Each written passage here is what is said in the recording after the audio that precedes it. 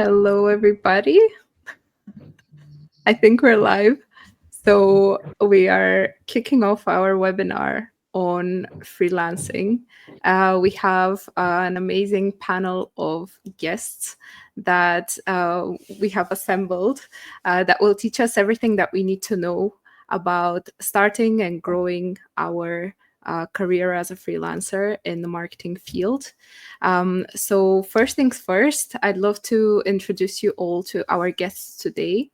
And I don't think I can do justice to all of these amazing people I have joining me. So I will ask them to introduce themselves, how long they have been a freelancer for, what services they provide, and for what industry. So if you'd like, we can start with the order of presentations. So Arianna, you go first. Hello, Vassilena. It's a pleasure for me to be here. Super honored to join this community of women. My name is Arianna, as I mentioned before.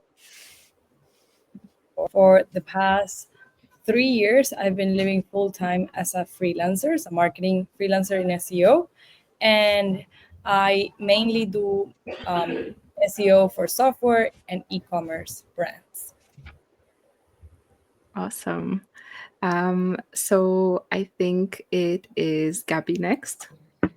Yeah, that's me. Thank you for inviting me. I'm an SEO consultant based in Switzerland.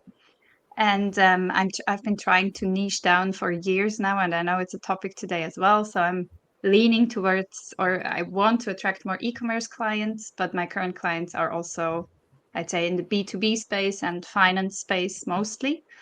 And I've been a freelancer for almost 2 years now. Awesome. Vasi.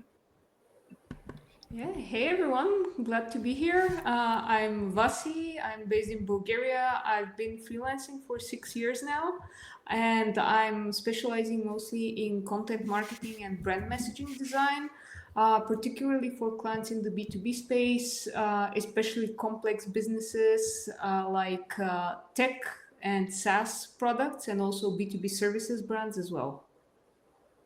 Awesome. Love this pitch. Okay. So I think it's Preeti next. I think I changed the order. Sorry about that. No worries. Hi, my name is Preeti, and I am based in. I'm a product-led growth consultant here, based in India, and I have been freelancing for 3 years now, and I provide product-led growth stuff like onboarding, retention, and activation for SEO SaaS companies. So yeah, happy to be here. Happy to have you. Okay. And Nadya. Hello, everyone. I'm Nadya. I'm very excited to meet you all this evening. I've been freelancing for 4 years, and I'm helping teams develop their brand strategy and implement their brand's work in their marketing. I've been working as a brand manager since 2012. Yeah, I was in a corporate role, but then I decided to make the transition, and there's no going back. My clients are mainly in B2C. Currently, I'm working with Bulgarian clients, and they are in manufacturing of furniture, food and beverage industries, and travel and hospitality. So very exciting industries for me. And yeah, that's it. Awesome. Okay, everyone. So how the webinar is going to go today, I have made the difficult tasks to our guests here to summarize an important topic, an important aspect of freelancing in 5 minutes. So essentially, Arianna is going to walk us through how to start out as a freelancer, when is the right timing, what setup you should be starting out with. Then Gabby is going to talk about how to find international clients, something that is very important for our community members and hopefully to other freelancers as well. Then Preeti is going to talk about a super important topic, pricing your services as a freelancer. And then Vasi is going to teach us how to build a personal brand and stand out online. And then finally, Nadya is going to talk about one of the most important things as a freelancer, which is achieving work-life balance, stepping away from your laptop when you need to, and managing stress. So afterwards, after these 5 minutes presentations, I'm sure you all will have a ton of questions. So feel free to drop them throughout the webinar in the comments. Yeah, that's how it's going to go. So we're going to kick off with Arianna, who is going to talk to us about starting out as a freelancer. So bear with me. Okay, Ari, would you like to show your slides? Yes. Thank you so much for the opportunity again. I'm honored. As I mentioned before, my name is Arianna. More context, I've been doing marketing for over 7 years and 3 years full-time as an SEO and 5 years in total since I was a small, part-time small freelancer. And I also have a Spanish academy called Aprendo SEO, where I teach Spanish speakers, students in South America and Latin America how to learn SEO and live off it like I do. So specifically in the sense of becoming a freelancer, either if it's a specific type of marketing like I do, or more like holistic marketing, these are some of the signs that you might be ready to become one. For example, one is that you have, I would say, at least 5 projects or 5 successful experiences taking a brand, a company from point A to point B. That point B could be followers, could be anything involving growing them as a marketing. The second one is that you have one key task that you run successfully. That would be, let's say, audits, or you do content creation very well and you know how to run it completely. And the third one is that you know how to manage expectations. You know how to honor your word, make sure other people believe in you. You get buy-in from bosses or investors, and you manage yourself and are secure enough to take this responsibility of becoming a freelancer. Because freelancing, instead of having a boss, you have multiple bosses and multiple expectations and businesses to manage. And the last one, I would say, you have a network that knows about you, where you can develop your personal brand and people know you already. So some examples of offerings you could do could be marketing audits, content creation, competitor research, writing, optimization, email campaigns, or if you're in the marketing, paid media, meta, advertisement, and etc. So that could be very, very important. The next thing, before you take the leap, if you are in those signs and you have those signs already, and you have this drive of very entrepreneurial drive, freelancing is very up and down. So if that's for you, even if you don't do it full time as I do, because it's more unstable, if you have that feeling that you want to take the leap, I would recommend you first have a portfolio. Make sure it had numbers, data, before and afters, testimonials from your past bosses or mentors. And then you have your pricing rate. You have an idea of how much time it takes a specific task, and maybe you set up a price per the task or a price per hour, and you add up all the hours to create small packages. I started as by the hour freelancer. Maybe it's not the best, not super recommended by all freelancers in the world, but it's a good way to start. And as you go, you can define how much time it takes a specific service, and you can package it so the client doesn't see it as you charge X by the hour, but you charge X by all these outputs or inputs of work.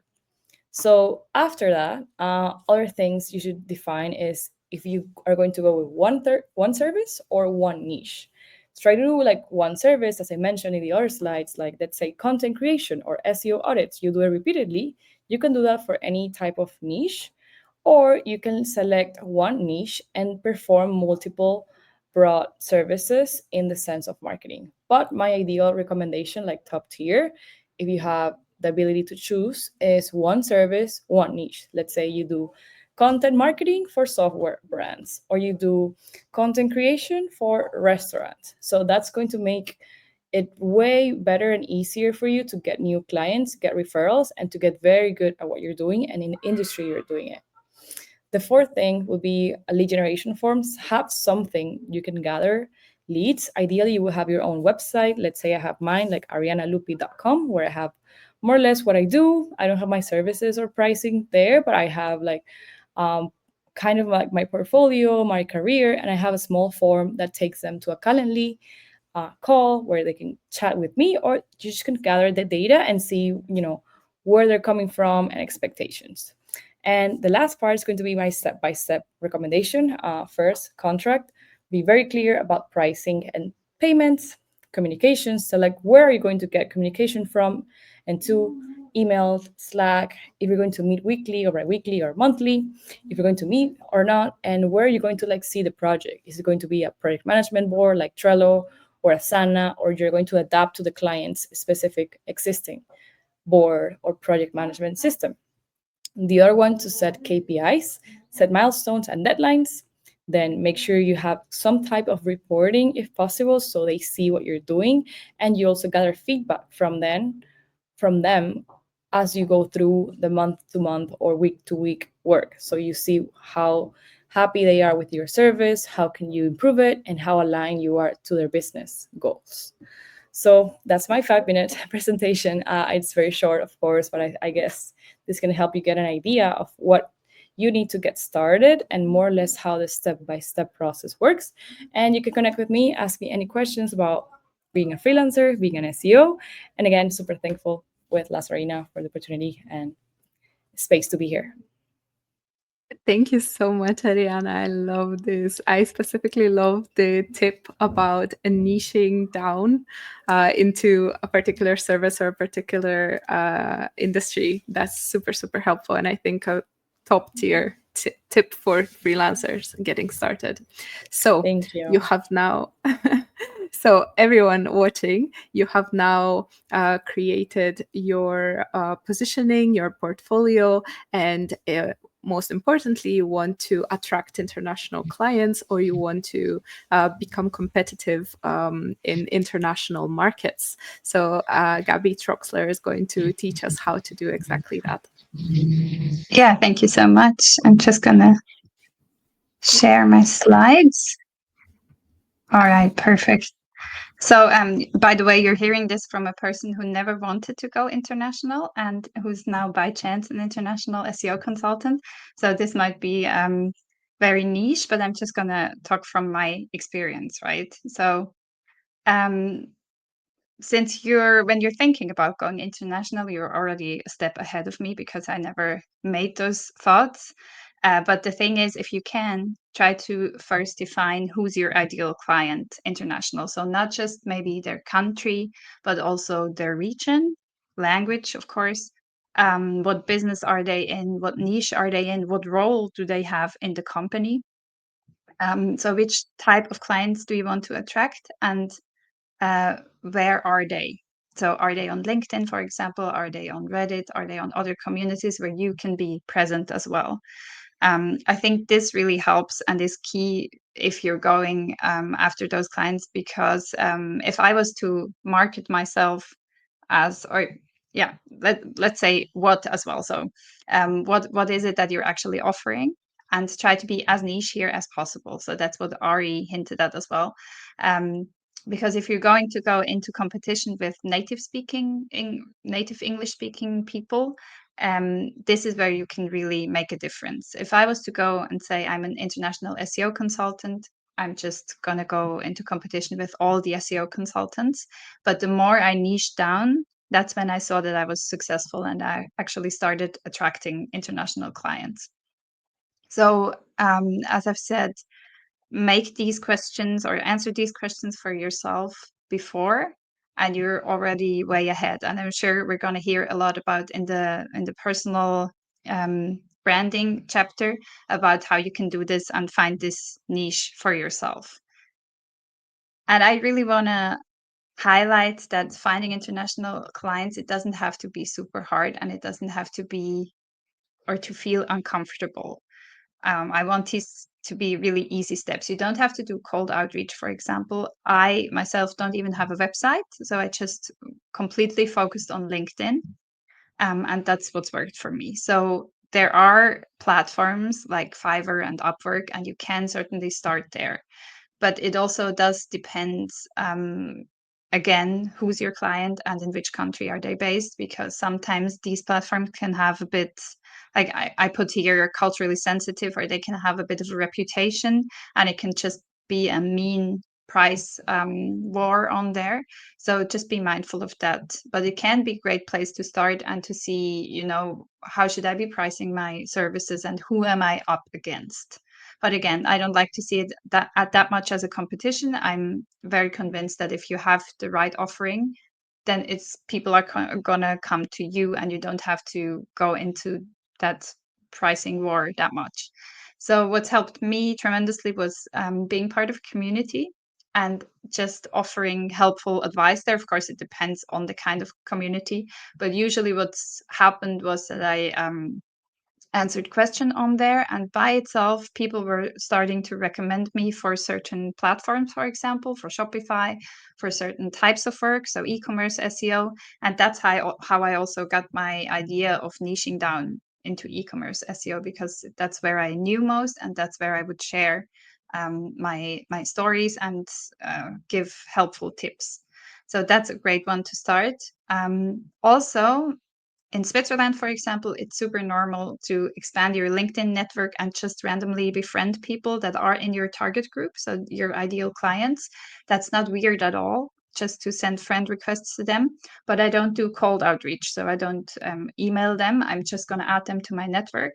And what I do then is, as I've said, LinkedIn is my platform, so I start posting about my work.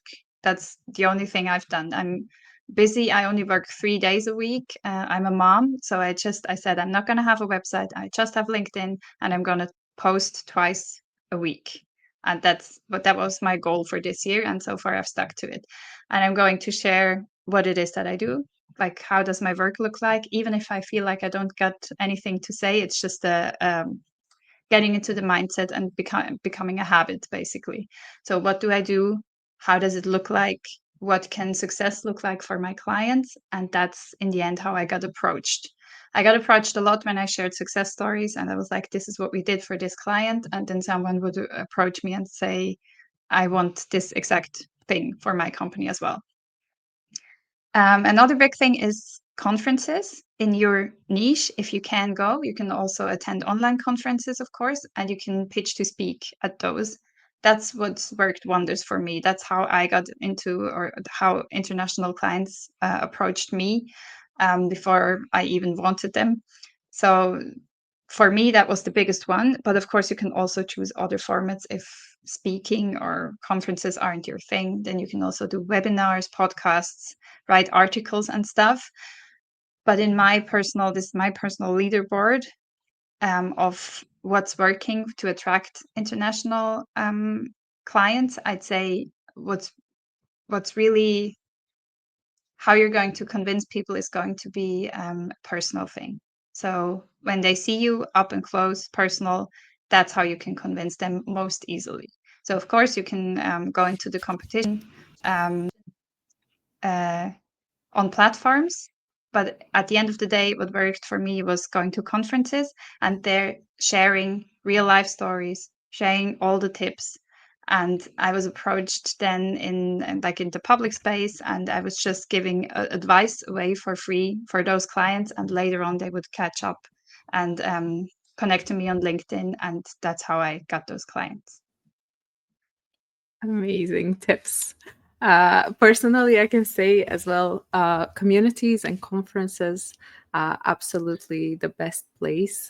I would add to this list as well, Gabi, I love, love, love everything that you said. I only wanted to add creating free resources. I think this is if you create like really universal resources for everyone in the industry that transcend boundaries, something that everyone can use and share those regularly. You there's no way that someone can discriminate you based on origin, location, or whatever else. So also I feel like you said, always having your target persona in mind, because even though I was speaking at SEO conferences, I wasn't speaking for SEOs. So a lot of the topics that are pitched are going to be the latest in AI and what we can do as SEOs. And I would always focus my talks on how could a digital marketing director or a CEO implement SEO. Yeah, So that's I awesome. feel like a great tip as well. Yeah, absolutely. Everything that you shared has been super valuable. So, we touched upon the topic of pricing a couple of times. So, now I want to welcome Preeti, that is going to tackle this topic in the depth that it deserves, because it's such an important discussion for everyone starting out and also people that have been freelancing for a few years now and are just trying to become more competitive with their earnings. So take it away. Hello, hello, welcome, and thank you so much, Lazarina, for having me. It is such a pleasure. And yes, I will be talking about pricing strategies. So, the first thing that I want to start with is that hourly pricing is a trap. Like, literally, it's a trap. And because if you think about it, there is only so much time that you have for selling. Like, you only have 24 hours in a day, and it is okay for when you're just starting out, when you don't have a lot of experience. It is okay to start with this way, but it is something that's not going to help you in the long run, and it is something that you need to graduate from as soon as you physically can. And I have seen freelancers use it as a safer option, because let's say the deliverables are fuzzy, the scope is not very decided, so things are very uncertain. So that's why freelancers default to this option, and which is something not the best, right?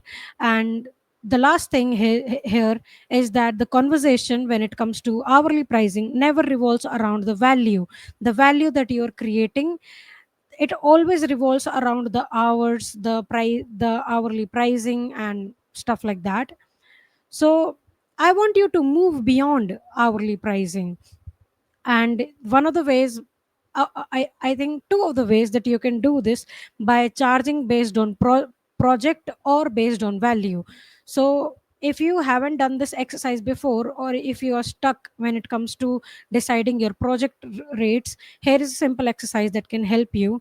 You can take your hourly rate, which is something that you need to keep to yourself, which is not something too high or too low, and then you calculate all the hours that you're going to take to complete this work, and then you multiply that hour by the rate that you have decided, internal rate, and then you can add your profit or your risk buffer on top of it. And something that you shouldn't forget is to include all the behind the scenes work that you're going to do, because when you're doing hourly pricing you don't get to do that. So don't forget to include all the behind the scenes work. And lastly, this might be a controversial one, but never discount when it comes to your pricing, because it makes the client feel like that your pricing is flexible or that you are scamming them or something. Instead, I would recommend you to offer any bonuses, or offer or reduce the scope to match the price. That's something that you can do, but never discount on your prices. The next thing is the value conversation, and the value conversations moves beyond the whole universe of hourly pricing and project based pricing. It strictly talks about the value that you're bringing to this client. So how we can determine the value that we are bringing? We need to ask questions like, how important is this work to the client? What's the value that this project will bring, and what's the price that the client have to pay if they don't do this? Questions like these will help you understand, okay, how urgent and important is this project. And then when you have a monetary value of the things the prospect says, then you can frame your fees or your pricing as a fraction of the value that you're going to create for the client. And this means that you are justifying yourself.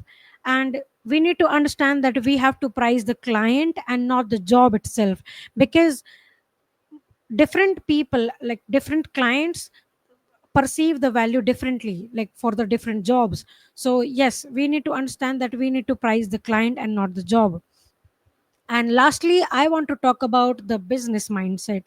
So if you have imposter syndrome like me, something that I have learned and I do is that I track my wins. So anything, like just a simple message somebody has dropped in a community or anywhere, save that and visit that often. Like tell yourself that you are capable of doing this thing, and you have experience and you know what you're talking about.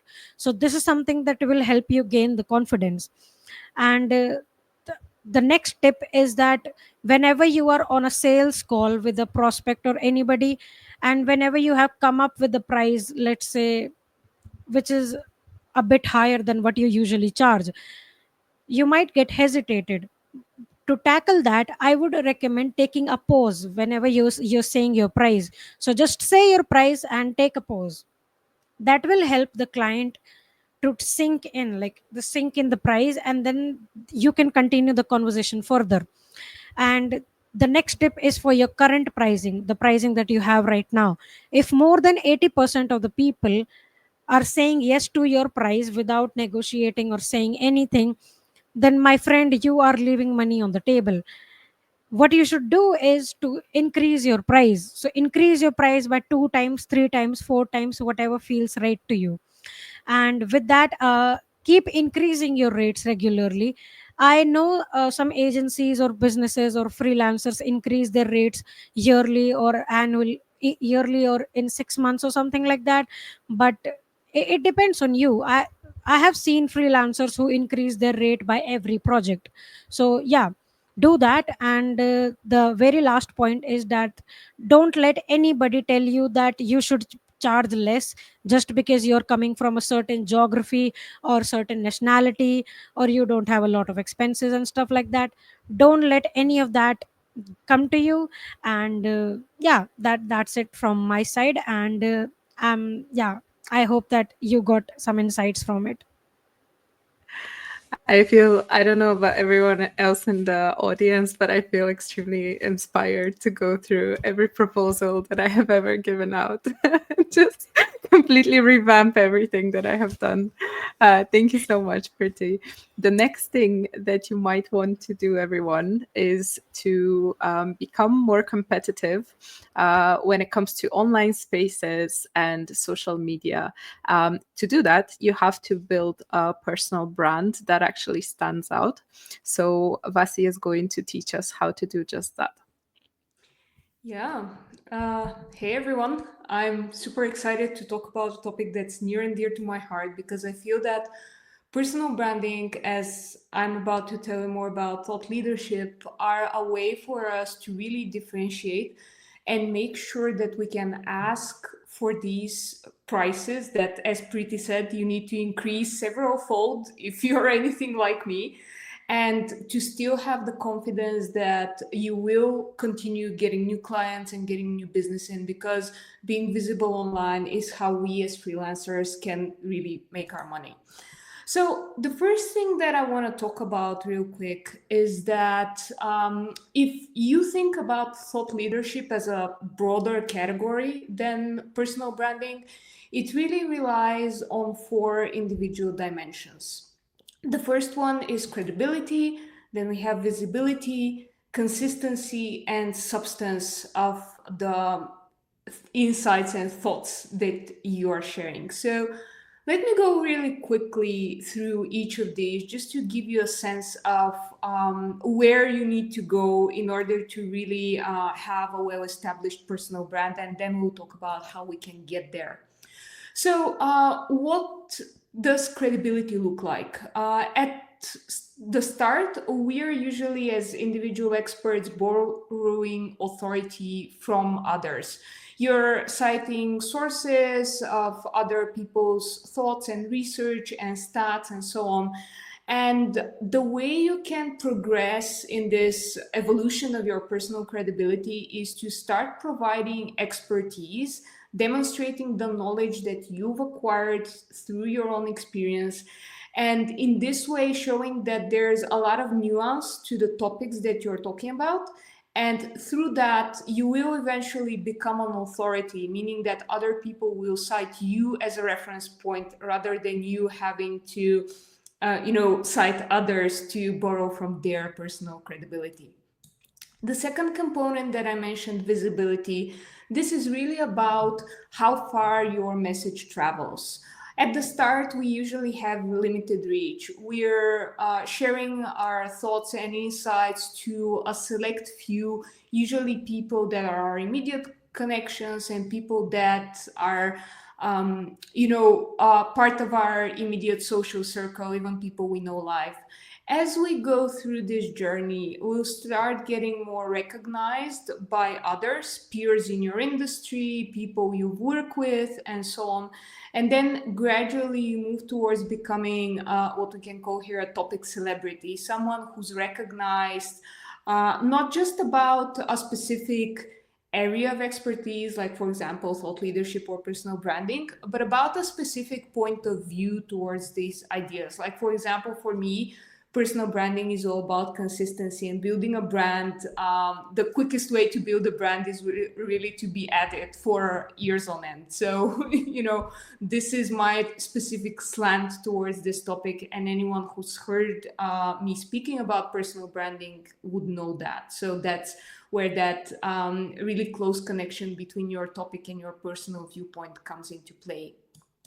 Then the next component, your consistency, is obviously all about sticking to a cadence of creating regular content. And as Gabby mentioned earlier, this doesn't necessarily mean that you have to be posting all day, every day. It actually means that you're very mindful about what's your posting cadence, how far along you want to go and how much is enough, and being very strategic about the different content platforms that you want to be creating content in. For me personally, this is LinkedIn and the newsletter, and I can talk more about why I chose these and how to choose this for yourself in the Q&A.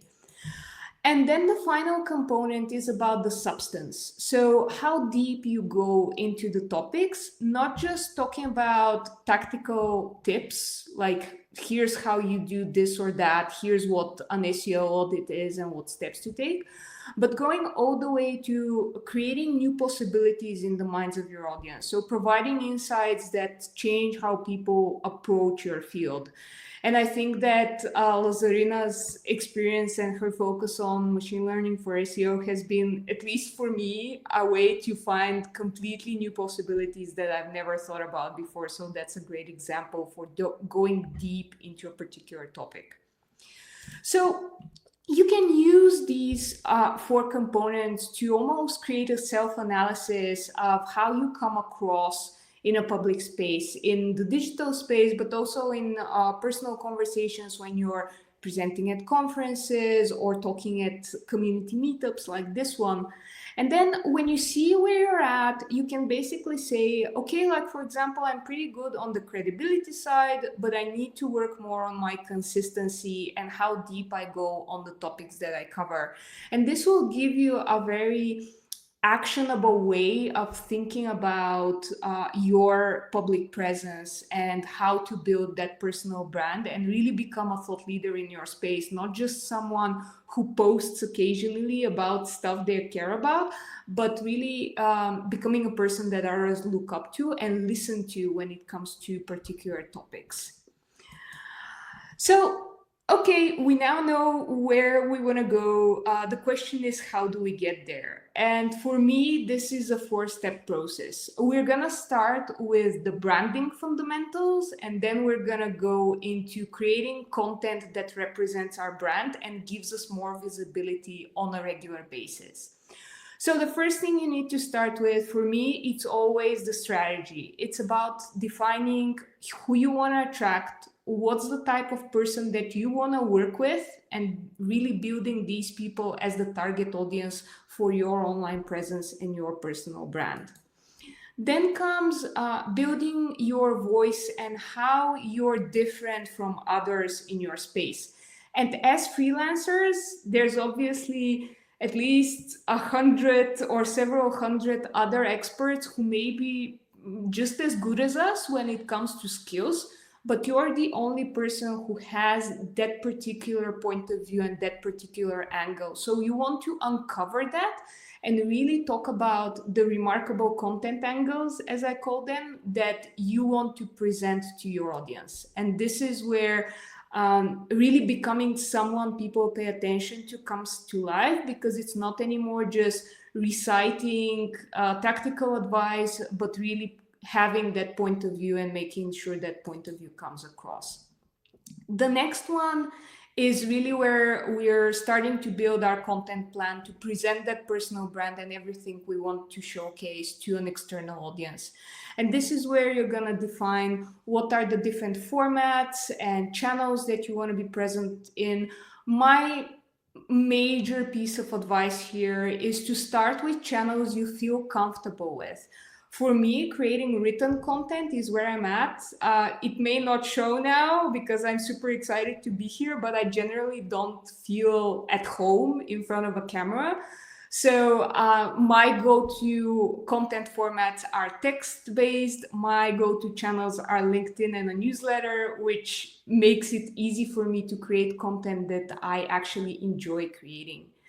And then this is where the final step comes, which is all about creating shortcuts for that content creation. And in 5 minutes, I wouldn't be able to tell you more about like stuff like using AI to create content or having brand guidelines to shortcut this process. But my main point here is that you first need the other three before you focus on that. So don't start with the tools. Start with really building a strategy around your audience and your brand goals to get where you want to go. So I hope I've done a good job. This is really an example of how I felt creating this whole thing. And what I want to end up with, and I'll leave this for a second here, we'll obviously have a recap of this session and you can always turn back to the recording. But these are the key questions to start with, because I recognize I threw a lot at you and we need to put an end to it and give you something actionable. These would be the questions I'd start with, and to end with a personal branding focused call to action. If you want to hear more from me in a more like structured and less time restrained way, I have a newsletter which you can read on my website, and also a personal branding course. And I've taken the liberty to create a special offer for anyone watching this today, and I'd love to see you either as a subscriber to the newsletter or in the course community. Definitely check out Vasi's course. So if you're feeling like Vasi super stressed out, or if you have followed all of the steps until this point of the webinar, and you're here for the most important part, which is actually managing stress and keeping burnout at bay, I think it's important to also include the discussion from Nadya, which is all about making sure that you have a proper work-life balance and making sure that you're not using freelancing to create a massive to-do list and then just never leave the room, you know. So that's very Nadya, important. take it away. Thank you, Vassilena. I'm super excited. All the topics were so interesting. As I mentioned earlier, I've been freelancing in the last 4 years, and before that, I was in a corporate job. So in the last year of my corporate job, we did a very big research on mental health among hired workers, and for me, it was very interesting and curious to know that one of the biggest reasons for burnout isn't the heavy workload, but it's actually a lack of like bigger vision at work, or also the uncertainty. And this is when you are hired. So this stayed with me, and later when I decided to become a freelancer, I knew that I have to address this issue, because We all know that when you're freelancing, the uncertainty can be even greater. So I was like aware of this, and maybe it was around 1 year after I started that I was doing the strategic content and messaging course by Vasi, one of her other courses. And one of the first topics there was the goal setting. And I somehow knew that maybe this is the key to managing stress better and the uncertainty. So I decided to dive deeper in this topic. And now, 3 years later and 12 quarterly cycles later, I have built like a whole system around the topic that works for me. And I just want to share a few key takeaways from my system. So it like there is a big framework that covers everything, like all the main aspects of my life. And then I will also mention what works for me in 2 specific areas. So for the big picture, I use the exercise, the Wheel of Life. It's very popular exercise, but what I want to mention here are 2 additional steps that I do. So after I put all the main areas of my life in the circle and I give them scores from 1 to 10, and I see where I need to work, everything like below 5 needs some attention. But the step I take afterward is to go around the circle one more time and do the n-1 exercise. So I look at each of the areas and I think, why did I put here 5 and not 4? Why did I put 3 and not 2? And this changes the perspective to a little more positive everywhere.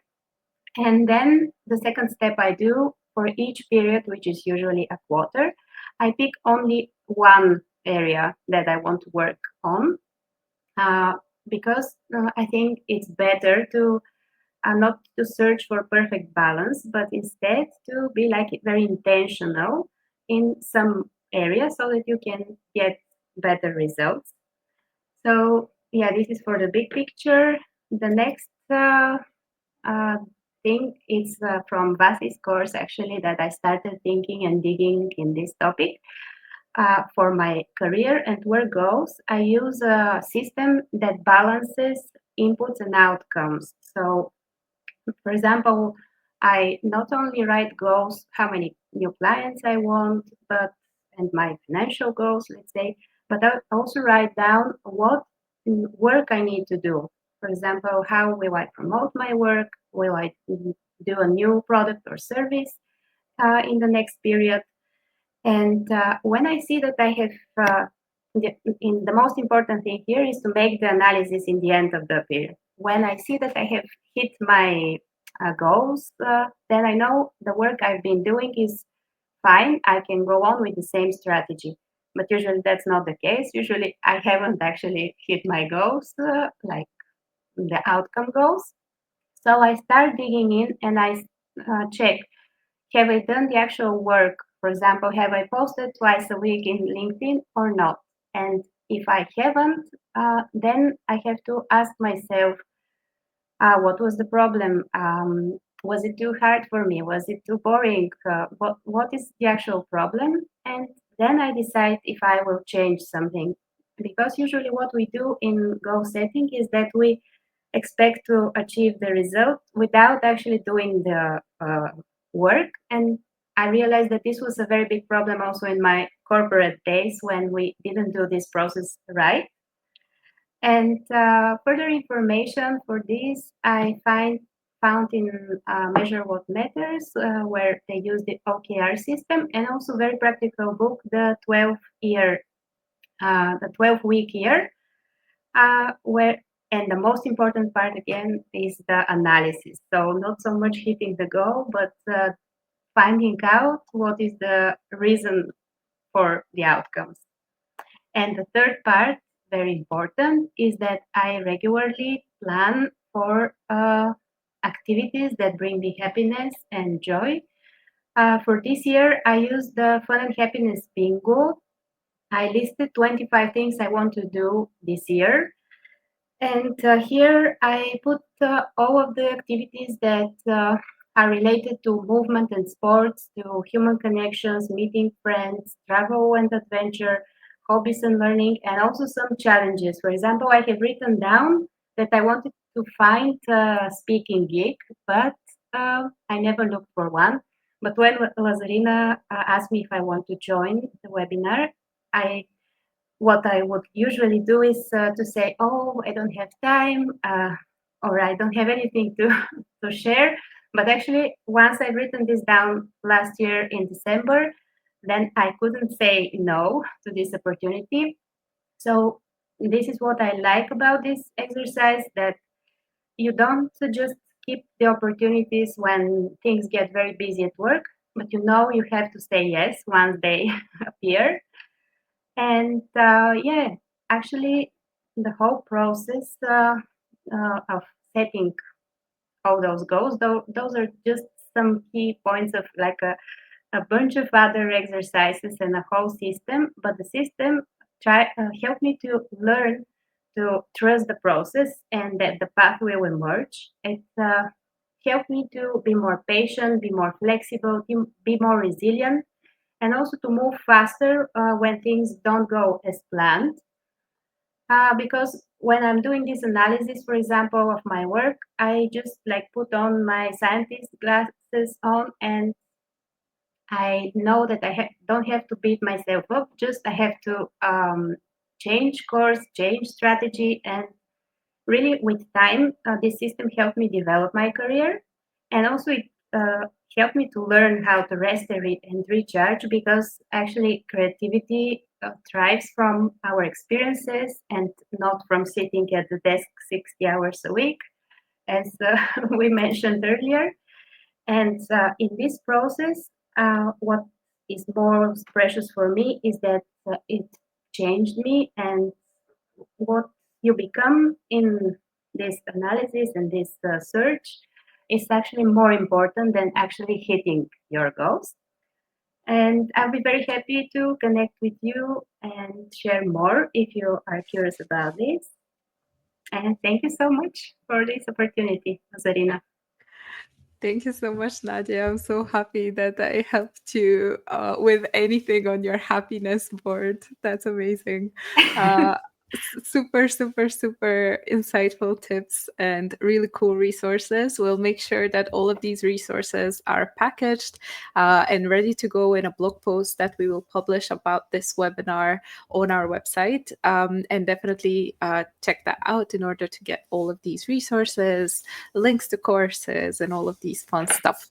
So thank you to all of the amazing speakers. I didn't expect to cover so many insightful tips in 47 minutes or so, but here we are.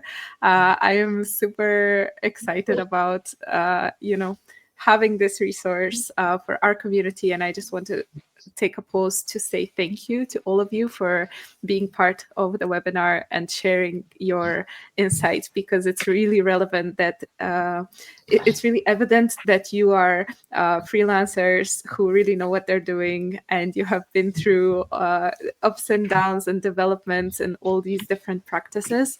And I'm super happy that we get to hear, your lessons and your stories. So obviously these were just parts of the discussion around freelancing. I want to open up the podium now for any questions that the audience might have.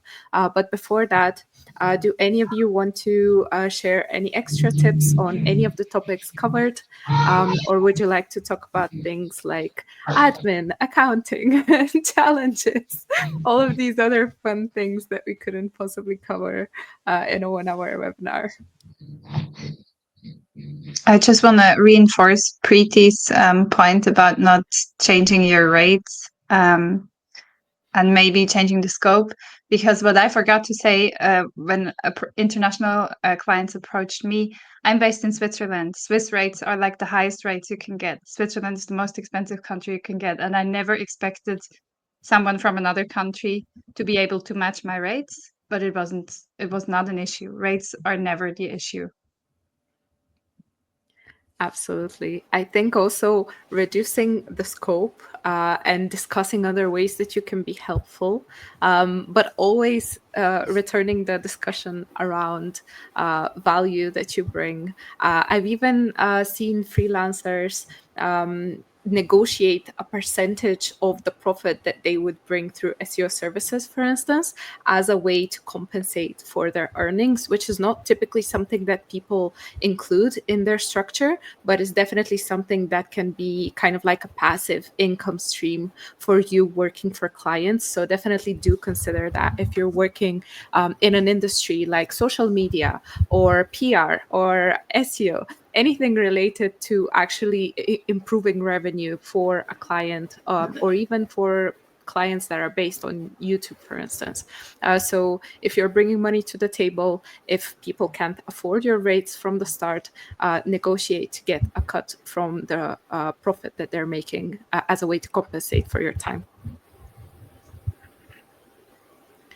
Okay, so would you like to share any challenges or pitfalls that you see new freelancers just walking right into that you don't want our audience of freelancers to repeat? Go, Arianna. I think one main issue or mistake I found myself with was payment terms. Initially, I was very like new to it, and I used to like invoice clients the last day of the month with like 10 to 15 days of prepayment. And I think even though that's very good for the client, as you progress, if you want to change the setup, it's very hard because they used to that payment structure. So I would say, if possible, like 50% up front and 50% at the end, or full payment before you do any work, because that um, helps you not have to like be behind clients asking for payment with the work already done. Thankfully, I haven't had a client today that has not paid an invoice, even if it's been like a month or month and a half later. But I think definitely it would help me filter out my clients better and position myself with more like respect, because they know like I'm not willing or I can't wait for a payment.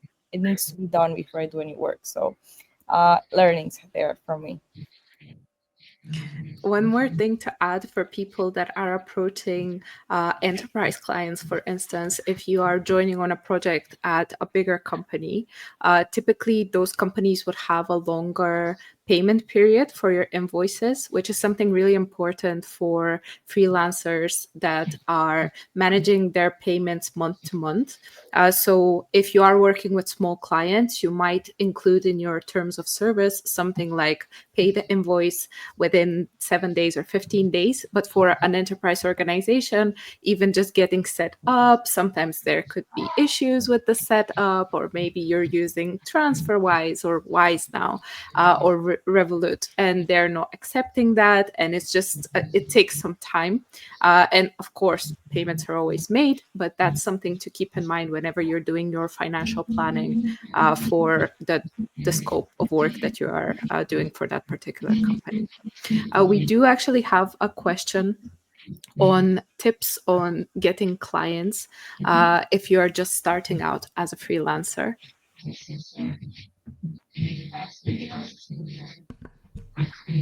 Yeah, One go for thing it, Vassi.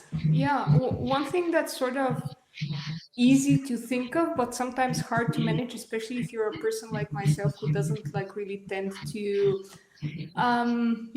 be very comfortable with asking outright for help or like promoting themselves at first, is just to say at like the from the highest possible podium, let's call it, if it's like maybe it's LinkedIn, maybe it's part of your just sending out an email to people and saying, hey, like this is what I'm starting to work on. This will be my focus. Like if you have any potential projects that you think might fit the bill or I could contribute to, feel free to bring them my way. Basically, that's what I did, and I loved Gabby's point too on the like expanding the network and being present in life settings where you can really forge real life relationships. And I would definitely urge people, if they're still not, even if they're still not 100% sure they want to start freelancing, to work on that network now, because it will pay off later, for sure.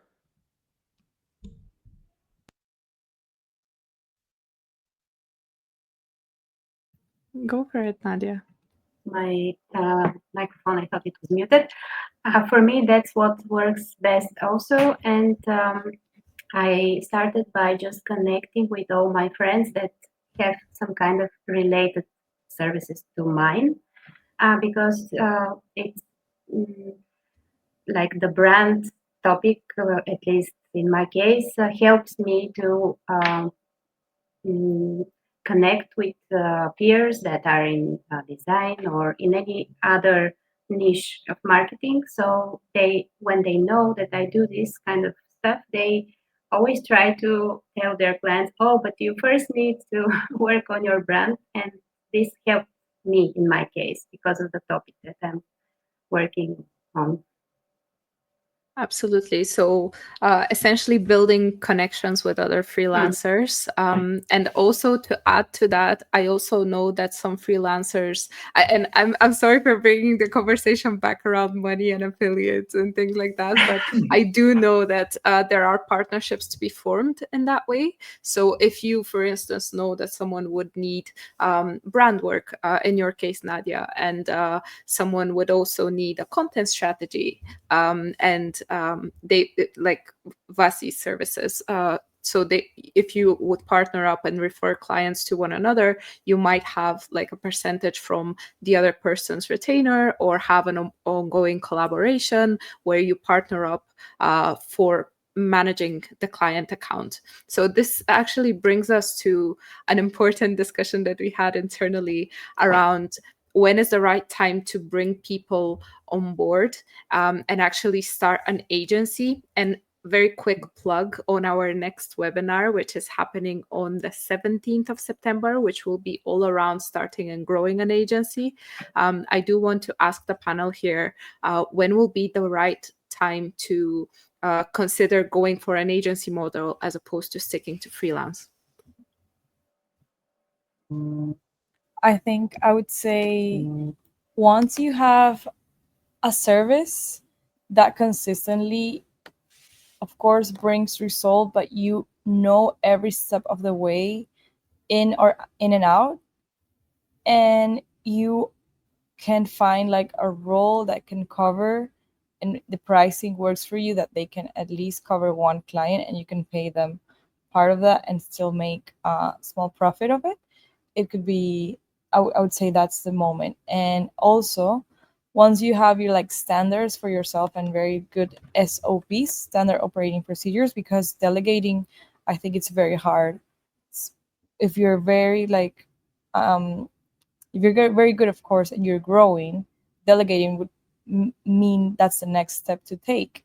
But sometimes if you're very like strict and picky, you might struggle delegating because you want to micromanage everything, and you need to understand that not everyone works or thinks like you do. So I would say having like very clear SOPs on how you think, on how you decide, and how you manage things, and having a pricing structure that allows you. So one of the main mistakes I think I kind of done once transitioning or delegating is having maybe full-time salaries. I would recommend you start with like variable costs and not a fixed price, because when you have like high clients, that works for you, but when you're in the lows, you might have to like completely get that person off the job, and you might need to hire someone else. So I would recommend just keep every cost variable and pay people per project instead of a fixed rate based on all clients. I would say that. Awesome tips. Anyone else want to provide their insight on why you stuck to freelancing as opposed to starting an agency?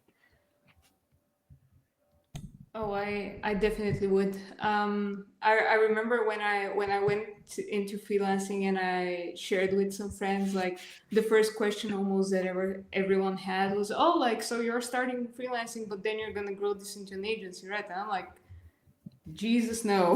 Like, the whole reason really that I went into freelancing was to keep at it, doing the work and getting my hands dirty rather than working on managing teams.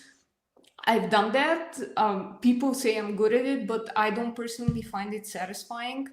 And I really want to tell anyone who sort of feels that same way. I, for the longest time, felt almost like, I don't know, like ashamed is too strong a word, but you know what I mean, like a bit anxious to tell people that, because in my mind, like going through the standard career progression of first being a contributor and then being a manager was sort of so ingrained. But when I went into freelancing, I was much more attuned to what I personally wanted, which ended up being just working on projects as an individual contributor, and doing the work and working with people who are under someone else's management and they need to take care of them. Absolutely. I can fully relate to that. I would also add, if you have an issue, because I myself do a little bit, I would say, with the agency model in general, then that might not be the right model for you. If you don't consider yourself the type of person that can actually lead a team, that's also a big important thing to consider, whether you are the type of leader that can actually grow a community within your team, you know. So if you're not a people person, if you're not a good like manager, if you're not a good leader, if you're not inspirational, if you're not taking care of others in your team within an agency model, then absolutely stick to freelancing, and that's totally fine. So one last question. I know we're a little bit over the time limit, but I just wanted to ask you quickly whether you sign contracts with all your clients, and how important is that for you within your practice?